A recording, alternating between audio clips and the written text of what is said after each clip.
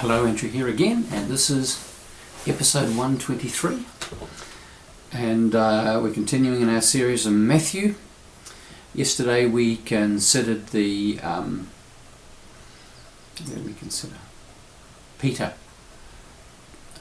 his commission by Jesus, and suggested it might be just a bit broader. And today we're picking up with what happens next in Matthew chapter 16, verses 21 through to 23. And so Jesus is in the far north, right as far as he gets. And from that time on, we read in verse 21, Jesus began to show his disciples that he must go to Jerusalem and undergo great suffering at the hands of the elders and chief priests and scribes, and be killed, and on the third day be raised. And Peter took him aside and began to rebuke him, saying, God forbid it, Lord. This must never happen to you. But he turned and said to Peter, Get behind me, Satan. You're a stumbling block to me, for you are setting your mind not on divine things, but on human things. Can you imagine this? Can you picture the scene? Can you picture the sense of shock that comes upon the disciples? What's going on, they're asking? We're on a roll. Everything's going just great. And they didn't sign up for this negativity. Jesus, as I said, is at the farthest point from Jerusalem. He goes a little bit further in our next episode where we have the transfiguration on the Mount. And then in Matthew's Gospel, the rest of the Gospel is a journey back to Jerusalem. It's like he's on a long bungee that's now going to pull him back in. His course is set. And we know where this is going to end.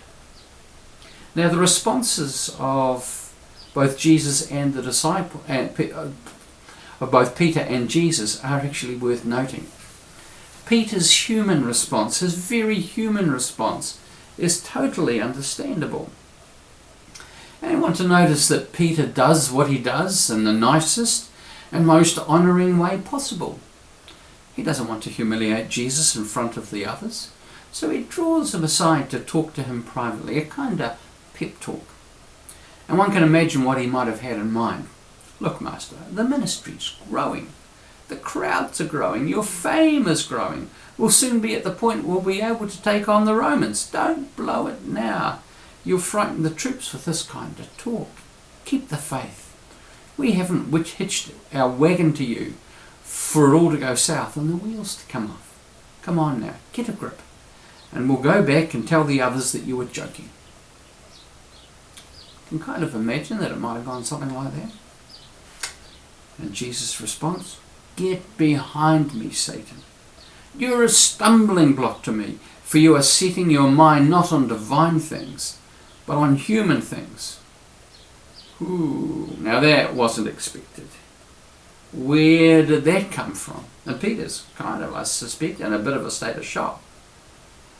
And now to the person whom in our last episode, the previous things we've recorded of him has just said, Blessed are you, Simon, son of Jonah, for flesh and blood has not revealed this to you, but my Father in heaven.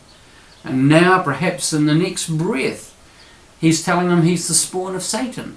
So we've got this, the Father has revealed to you this to you, and now you're the spawn of Satan. How does that work? Surely that can't be right for Peter or for us. So much in the Spirit one moment, and then so completely out of it the next.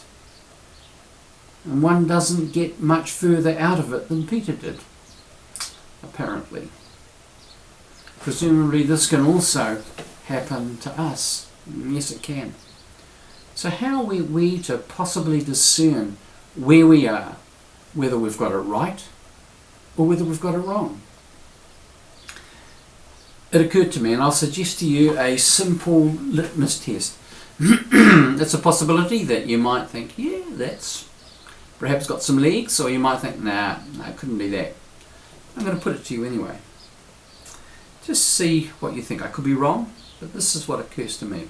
It's this: that when Peter makes that heartfelt affirmation of Jesus being the Messiah, the Son of the living God, his heart is full of confidence and love. And when he says to Jesus, "God forbid it, Lord, this must never happen to you," his heart is full of anger and fear. So let's just focus for a moment on the two primary emotions, love and fear. It's one or the other.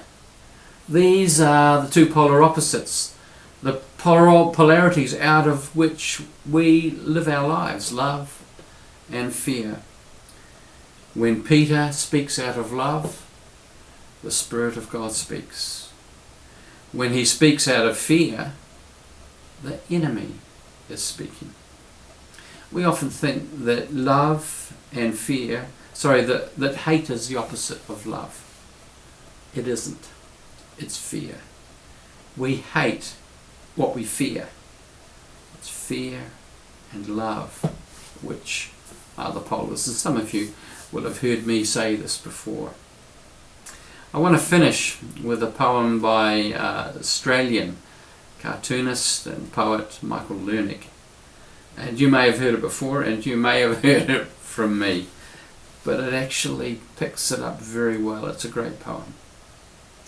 There are only two feelings. It's actually titled Love and Fear. There are only two feelings, love and fear. There are only two languages, love and fear. There are only two activities, love and fear. There are only two motives, two procedures, two frameworks, two results, love and fear. Love and fear. Now I think Lernick's onto something. You might want to reflect on that in terms of what we've just talked about today. Whether that might be what this is about. You might want to consider it for your own life. I'd consider it for mine.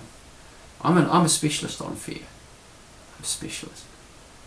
And sometimes it takes quite a bit for love to get the ascendancy. And it may be true for you too. God bless you.